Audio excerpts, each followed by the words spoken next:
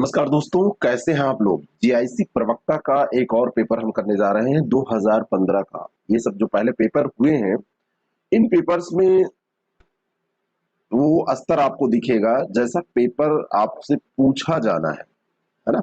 जैसा पेपर आपसे पूछा जाना है वैसा स्तर दिखेगा। ये आयोग के द्वारा जो इस तरीके के एग्जाम्स कंडक्ट कराए जाते हैं, ऐसी जो परीक्षाएं होती हैं उनका एक स्तर वो लेके चलते हैं। कभी कुछ क्वेश्चन सरल, कभी कुछ क्वेश्चन कठिन। तो ये 2015 का, इसमें दो पेपर मिलते हैं तो उनमें से एक है। तो चलिए इसको देख लेते हैं। कुछ थोड़ा बहुत जो अपडेट करने लायक होगा उसको अपडेट करेंगे, नहीं तो ये पेपर है तो जो पेपर है वैसा ही हमको यहाँ पे डिस्कस करना है। आप लोग इसको खूब ज्यादा शेयर करिएगा। जितने दिन बचे हैं इसमें मैं हर दिन एक पेपर, और मैराथन सेशन स्टार्ट हुआ है एचजी, उसमें हम कर रहे हैं। उसके दो सेशन हम करेंगे। कहने का मतलब एक शाम को 8 बजे हमने फिक्स किया है और एक अभी उसको शेड्यूल कर लेंगे आज ही दिन में किसी टाइम। तो जल्दी जल्दी आपके सारे सब्जेक्ट रिवाइज हो जाएंगे। पहला प्रश्न है, निम्नलिखित में से कौन सा स्थान परमाणु शक्ति स्टेशन के लिए प्रसिद्ध है। अब ये बड़ा बेसिक प्रश्न है। ऐसा प्रश्न टेस्ट सीरीज में हमने किया होगा तो उसमें चार चार क्वेश्चन आपके तैयार हो गए होंगे। जैसे कुडानकुलम के बारे में बात ही कर रहे हैं। कुडानकुलम भारत में तमिलनाडु जो प्रदेश है वहां पर है, और परमाणु ऊर्जा निगम के द्वारा इसको डेवलप किया गया, और ये परमाणु शक्ति स्टेशन है। तो अब ये बड़ा सरल सा प्रश्न है, इसमें कुछ ऐसा नहीं है जो आप ना कर पाए। बात समझ में आ रही है। मतलब ये बहुत ज्यादा सरल प्रश्न है, लेकिन कई बार गड़बड़ हो जाता है कई लोगों का। और कई लोगों का मतलब ये नहीं है कि उनकी तैयारी नहीं है, रिवीजन नहीं होता है। नाथुला दर्रा भारत के किस राज्य में स्थित है। अब ये भी बहुत ज्यादा सरल प्रश्न है। नाथुला दर्रा कहां पर है, तो असम में नहीं है ये। कंफ्यूजन यहाँ पे देखिए, जम्मू कश्मीर और उत्तराखंड तो लोग निकाल देंगे। अब कंफ्यूजन होगा आपका असम और सिक्किम में, तो असम में नहीं है, ये सिक्किम में स्थित है। सी ऑप्शन इसका बिल्कुल करेक्ट है। महान हिमालय जो ग्रेट हिमालय है, ग्रेट हिमालय के अंतर्गत ये आता है। और दार्जिलिंग और चुंबी घाटी से होकर तिब्बत जाने का जो मार्ग है वो इससे बनता है। भारत और चीन के बीच में व्यापार जो है, ट्रेड, वो इसी से होता है। तो ये सिक्किम में स्थित है। बिरसा मुंडा का कार्यक्षेत्र कौन सा था। चंपारण, मुर्शिदाबाद, अलीपुर, रांची। बिरसा मुंडा का कार्यक्षेत्र आप देखेंगे, इतिहास का ये प्रश्न है तो जनजातियों से संबंधित जो सुधार कार्यक्रम चले उसमें बिरसा मुंडा का योगदान बहुत था।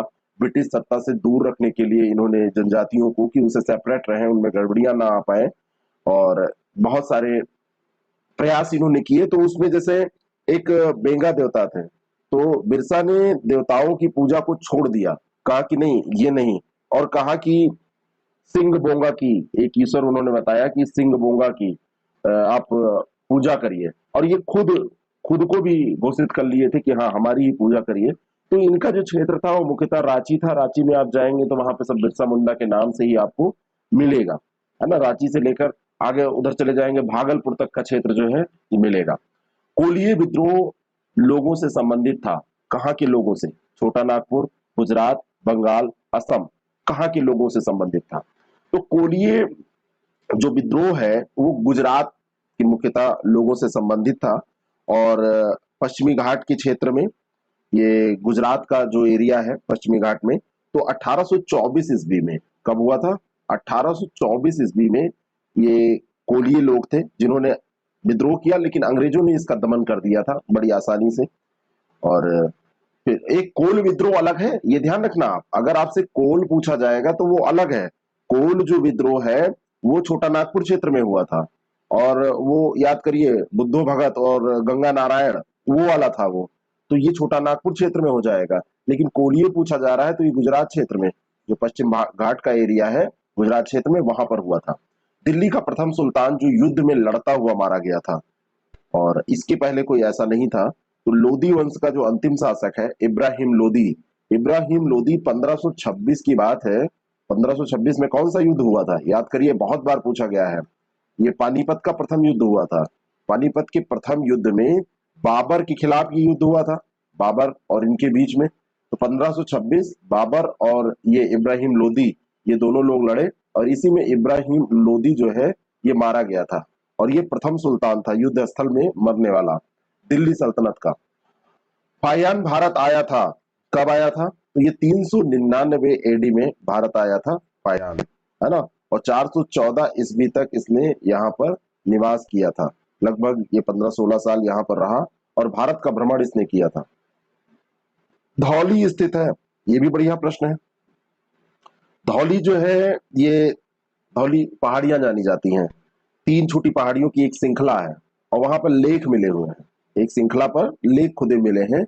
और ये प्रश्न वास्तव में आपको ज्योग्राफी का भी लग सकता है और ये वास्तव में पूछा यहाँ पर हिस्ट्री के अनुसार गया है। तो ये आपका उड़ीसा में तो स्थित है ही है, उड़ीसा में भी पूछ लिया जाए तो उड़ीसा में एक पड़ता है आपका पुरी डिस्ट्रिक्ट, तो पुरी डिस्ट्रिक्ट में ये स्थित है। बात समझ में आई? बी ऑप्शन इसका बिल्कुल करेक्ट हो जाएगा। अलबरूनी साथ आया, तो किसके साथ आया था अलबरूनी? गजनी के महमूद के साथ या फिर मोहम्मद गोरी के साथ, बाबर के साथ? तो आपने बहुत बार पढ़ा होगा कि जब महमूद गजनी आया था तो गजनी के महमूद के साथ अलबरूनी भी आया था, है ना। अलबरूनी के बारे में थोड़ा सा ध्यान रखिए कि एक फारसी लेखक था, विद्वान था, धर्म का ज्ञाता था। और उसके बाद में जब वो यहाँ आता है तो तहकीक ए हिंद की रचना भी करता है। तो तहकीक ए हिंद की जो रचना है ये अलबरूनी ने की थी, ठीक है। और ये पूछा जाता है, ये आपसे अक्सर ये रचना पूछ ली जाती है। जरा एक फेमस कृति जो अलबरूनी की पूछी जाती है, क्या इसी का दूसरा नाम है या क्या है? जरा उस कृति का नाम, उस रचना का नाम बताइएगा। बिजली का सबसे उत्तम चालक निम्नलिखित में से कौन है? साइंस का देखिए कितना सरल प्रश्न पूछा गया है। तो समुद्र का शुद्ध जल, समुद्री जल, सूखी लकड़ी या प्लास्टिक? तो बिजली का उत्तम चालक कौन होगा? जहां पर कुछ माध्यम ज्यादा होगा, समुद्री जल में खारापन होता है ना, वहां पे इलेक्ट्रॉन आसानी से प्रवाहित हो सकते हैं। तो इलेक्ट्रॉन के प्रवाह को ही बिजली का बहाव कहते हैं। बिजली कैसे चलती है? इलेक्ट्रॉन ही तो प्रवाहित होते हैं। तो समुद्री जल विद्युत का सबसे अच्छा इसमें सुचालक हो जाएगा। भाई सूखी लकड़ी और प्लास्टिक में तो वैसे भी नहीं होगा। अब शुद्ध जल और समुद्री जल में ही आपको देखिए क्वेश्चन करते कैसे हैं, दो को आप वैसे ही कट कर दीजिए। अब ये दो बचा तो समुद्री जल ज्यादा अनुकूल हो जाएगा शुद्ध जल की अपेक्षा। तो बी ऑप्शन इसका बिल्कुल करेक्ट हो जाएगा। हम कमरे में सूर्य का प्रकाश पाते हैं, किस कारण से ये घटना हो पाती है? तो कमरे में सूर्य का प्रकाश क्या होता है? विखराव होता है ना, आगे से आता है बिखर जाता है। तो इस घटना को क्या कहते हैं? प्रकीर्णन कहते हैं। क्या कहते हैं इसको? प्रकीर्णन कहते हैं। स्कैटरिंग ऑफ लाइट कहते हैं इसको, स्कैटरिंग ऑफ लाइट कहते हैं। और जब सूर्य का प्रकाश एक माध्यम से किसी दूसरे माध्यम में प्रवेश करता है, एक माध्यम था फिर दूसरे माध्यम में आया, तो पहले माध्यम में जो उपस्थित कण होते हैं वायु और अन्य परमाणु प्रकाश के कुछ हिस्से को अवशोषित कर लेते हैं और अवशोषित प्रकाश की इस मात्रा को बाद में ये कण जो है स्कैटर करते हैं, प्रकीर्णित करते हैं, बिखेरते हैं। तो कमरे में जो हमको मिलता है ये प्रकीर्णन के द्वारा मिलता है। अगला प्रश्न है, विटामिन सी का रासायनिक नाम क्या है? विटामिन सी का नाम एस्कॉर्बिक अम्ल है। डी ऑप्शन इसका बिल्कुल करेक्ट है। विटामिन सी को क्या कहते हैं? एस्कॉर्बिक अम्ल कहते हैं। कहां पर मिलेगा? जितनी भी कड़वी तीखी खट्टी चीजें होंगी वहां पर मिल जाएगा, है ना। जैसे संतरा, संतरे में आपको मिल जाएगा, मौसम्मी खाएंगे, नींबू खाएंगे, आंवला खाएंगे, है ना, टमाटर में आपको मिल जाएगा, अंकुरित अनाज में भी आपको ये मिल जाता है प्रचुर मात्रा में, ये आपको आंवले में मिल जाएगा। तो ये विटामिन सी जरूरी भी होता है, जैसे जुकाम वगैरह है, कोरोना काल में विटामिन सी की दवाइयां जिंक के साथ मिला के महंगी महंगी बेची गई, है ना। उसमें जिंक ऐड करके, पहले बड़ी सस्ती आती थी चूसने वाली च्यूइंग टेबलेट्स आती थी, उसको महंगी कर दिया गया। हाँ, एक क्वेश्चन अभी भी आप लोग हमसे पूछते हैं, व्हाट्सएप मुझे करते हैं और उसमें पूछते हैं क्या टेस्ट सीरीज अभी ज्वाइन करेंगे तो कुछ फायदा मिलेगा? देखिए फायदा नुकसान ऐसे होता है कि आप रिवाइज करते हैं, उसी के बहाने आप पढ़ते हैं। बात इसमें ये नहीं होती है, मार्केट में बहुत मैटर है, लेकिन किस चीज के बहाने आप कितना पढ़ लेते हैं। तो आप अभी भी कर सकते हैं, कोई दिक्कत नहीं है। और फायदा क्यों नहीं मिलेगा? निश्चित मिलेगा। आप मेहनत करेंगे तो उसका फायदा मिलेगा, आप पढ़ेंगे तो आप अभी भी टेस्ट सीरीज ज्वाइन कर सकते हैं। आईएएस प्रेप एकेडमी ऐप को डाउनलोड कीजिए, वहां से ज्वाइन कर लीजिए, या 6307281212 ये हमारा कॉन्टेक्ट नंबर है, यहाँ से आप मैसेज करके जानकारी ले लीजिए, ज्वाइन कर लीजिए, देख लेंगे। उसमें 40-40 क्वेश्चन के सेट है, आसानी से आप देख लेंगे। और इन सब का पीडीएफ हम आपको फ्री में दे देते हैं टेलीग्राम पे, तो उसको भी आप आसानी से रिवीजन करते रहिए। करंट का पीडीएफ हमने दे दिया है, कल का जो पेपर हमने कराया था उसका पीडीएफ आज दे देंगे, इसका फिर बाद में दे देंगे। टेलीग्राम को फॉलो कर लीजिए।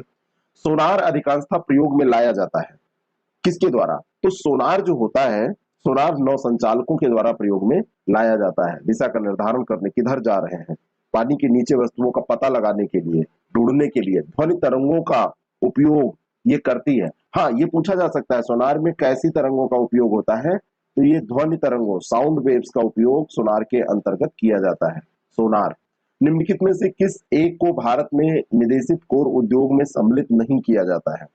इसको नहीं किया जाता है, तो ये कोर इंडस्ट्री जो है उसमें नहीं होती है। तो जैसे सीमेंट है, स्टील है, कोयला है, ये कोर इंडस्ट्री में है।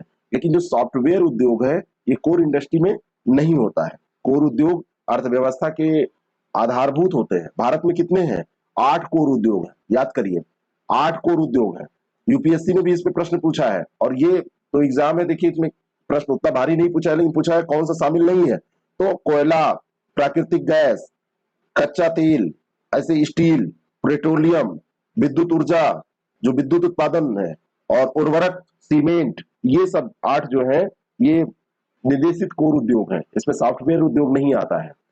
श्रमेव जयते कार्यक्रम निम्नलिखित में से किसके नाम से जुड़ा हुआ है? श्रमेव जयते, तो श्रमेव जयते कार्यक्रम पंडित दीनदयाल उपाध्याय के नाम से ये जुड़ा हुआ है और नाम ही है इसका श्रमेव जयते कार्यक्रम। तो श्रम एवं रोजगार मंत्रालय के अंतर्गत ये आता है और 16 अक्टूबर 2014 को इसको लॉन्च किया गया था। ये डेट अभी भी आपसे पूछी जा सकती है कि कब लॉन्च किया गया था। प्रधानमंत्री मोदी ने इसका शुभारंभ किया था जब मोदी गवर्नमेंट शुरू में बनी थी पहली वाली, उस समय। तो श्रमेव जयते को इन्होंने बताया था राष्ट्र निर्माण करेगा, राष्ट्र के विकास में भाग लेगा। अब देखिए कितना हो पाया ये तो सबको पता है। 2014 में भारत की विदेशी ऋण का सबसे बड़ा अवयव था 2014 में, यानी कि जो कंपोनेंट्स हैं एक्सटर्नल डेब्ट के उसमें हाईएस्ट शेयर किसका है, सबसे ज्यादा। तो 2014 में विदेशी ऋण का सबसे बड़ा अवयव विदेशी वाणिज्यिक उधारी था। और अभी इस समय क्या है? अभी भी तो यही है। अगर कुछ दूसरा है तो जरा बताइए हमको, है ना। जो एक्सटर्नल कॉमर्शियल बोरिंग्स होती है वही था। और अब ये जो है ये गैर निवासी उधारकर्ताओं द्वारा ये प्रदान किया गया एक ऋण होता है और इसका उपयोग शेयर बाजार और जैसे ये रियल इस्टेट है, बेटिंग है, इन सब में इसका उपयोग किया जा सकता है। तो अगर कोई आपके पास डेटा अपडेट है, मान लो आपको लग रहा है नहीं है, तो जरा कमेंट करके बता दिया कीजिए। यहाँ कोई दिक्कत नहीं है, वैसे ये अभी भी यही होगा। किस देश में आतंकवादी संगठन इस्लामिक स्टेट ने इस वर्ष ईद के दिन 115 लोगों को मार डाला? तो उस समय का ये करंट अफेयर था। इस्लामिक स्टेट हमेशा चर्चा में किसी न किसी कारण से बना रहता है। नाइजीरिया में घटना हुई थी, ऐसे काट के डाल दिया था, सबको ऐसे मार दिया था, खुलेआम पब्लिक वीडियो इसका जारी किया गया था। ये लोग बड़े नालायक हैं, है ना। और इराक और सीरिया में एक ये, अच्छा आपसे पूछ लिया जाए ये शिया है कि सुन्नी है, तो ये जिहादी सुन्नी है। क्या है? ये सुन्नी लोगों के द्वारा बनाया गया संगठन है और इब्राहिम अब्द अल बद्री इसने शुरू किया था, इसका मुखिया है इब्राहिम अब्द अल बद्री। और अलकायदा से इसका मतलब शुरुआती दौर में देखा जाए तो समर्थन बात पहले किया था, बाद में अलकायदा से ये अलग हो गया था, है ना। और बहुत मतलब इनके पास फंडिंग भी काफी अच्छी होती है, जो चाहते हैं कर डालते हैं ये नालायक। हाल ही में निम्न में से किसने टेस्ट क्रिकेट में 400 विकेट का रिकॉर्ड बनाया है? और ये उस समय का रिकॉर्ड है, जेम्स एंडरसन ने बनाया था और ये 400 विकेट लेने का इंग्लैंड के ये है। तो आपसे अभी के जो प्रश्न होते हैं उसमें पूछा जाता है ये खिलाड़ी कहाँ के हैं, तो ये भी तैयार करिए किसने बनाया और कहाँ के खिलाड़ी हैं। और एक चीज और तैयार किया कीजिए कि एक तो किसने बनाया, कहाँ के खिलाड़ी हैं, और दूसरा मैच कौन सा था, कौन से मैच में बनाया था, तो ये भी पढ़ लिया कीजिए। किस शहर ने स्मार्ट सिटी मिशन के लिए केंद्र सरकार को अपना नामांकन सर्वप्रथम भेजा था? तो अब तो ये स्टैटिक जीके हो गया। बी ऑप्शन इसका बिल्कुल करेक्ट है, अभी भी पूछा जा सकता है। कौन सा शहर शहरी विकास मंत्रालय द्वारा कराए गए सर्वेक्षण में भारत के 476 शहरों में स्वच्छ भारत रैंकिंग में शीर्ष स्थान पर रहा? अब ये जो प्रश्न है, अब उस समय तो ये मैसूर था, लेकिन 2019 से आपने देखा होगा कि लगातार इंदौर जो है इसमें हर बार प्रथम स्थान पे आता है। मतलब इंदौर को आप देखेंगे तो हर बार आता है। अब ये जो रैंकिंग है, अब इसमें अब की बार पूछा जाएगा तो इंदौर हो जाएगा। यहाँ पे खैर इंदौर दिया ही नहीं है, 2021 में इंदौर है। और इंदौर को इसी के अंतर्गत एक वाटर प्लस का मैंने डिस्कशन किया था करंट अफेयर के अंतर्गत, तो water plus city of India, first water plus city of India भी घोषित किया गया है। तो अभी क्वेश्चन को ऐसे अपडेट रखिए, जो क्वेश्चन पुराने पूछे जाते हैं, कुछ निश्चित प्रश्न होते हैं तो उस तरीके के फिर से पूछे जाते हैं। करंट अफेयर ऐसे ही हम तैयार करवाते हैं तो उससे फायदा मिलता है आपको, ठीक है। तो उस समय का जो भी था इसको मत याद करिए। अभी इंदौर नियंत्रक और महालेखा परीक्षक द्वारा की गई टिप्पणियों पर कार्रवाई करने की प्रथम जिम्मेदारी किसकी बनती है? और ये जिम्मेदारी, जो प्रथम जिम्मेदारी है, ये बनती है संसद की। संसद में प्रस्तुत होगी रिपोर्ट, और जब रिपोर्ट वहां पर प्रस्तुत होगी तो फिर उस पे कार्रवाई संसद जैसा भी करेगा। और अनुच्छेद 148 में महानियंत्रक एवं लेखा परीक्षक है। महानियंत्रक एवं लेखा परीक्षक संघ और राज्यों को किसी अन्य प्राधिकारी या निकाय के खातों के संबंध में जो भी जानकारियां हैं, शक्तियां हैं, तो कैसे उसका प्रयोग करेगा, ये सब दिया हुआ है। ठीक है, तो ये कैग का पद बड़ा इंपॉर्टेंट भी है, ये ध्यान रखिएगा। और कैग के बारे में हमने बताया था कि हमारे जो कैग है, तो कैग अभी एशियन एक संघ है इसी से रिलेटेड, तो उसकी भी अध्यक्षता कर रहे हैं। तो जरा उसको कमेंट करके बताइएगा, करंट पढ़ रहे हैं कि नहीं? पीडीएफ पे आप बस लेके उसको रख देते हैं, पीडीएफ को रिवीजन करिए बार बार। भारत में जनमत के निर्माण में मुख्य तत्व क्या होता है? तो परिवार, स्वतंत्र प्रेस, न्यायिक निर्णय और शिक्षा संस्थाएं। तो मुख्य तत्व अगर आपसे पूछा जाए तो ये वास्तव में इंडिपेंडेंट प्रेस होता है, लेकिन आजकल प्रेस भी बहुत, मतलब जो आपके सामने है वो सब चीजें बहुत बदली हुई है।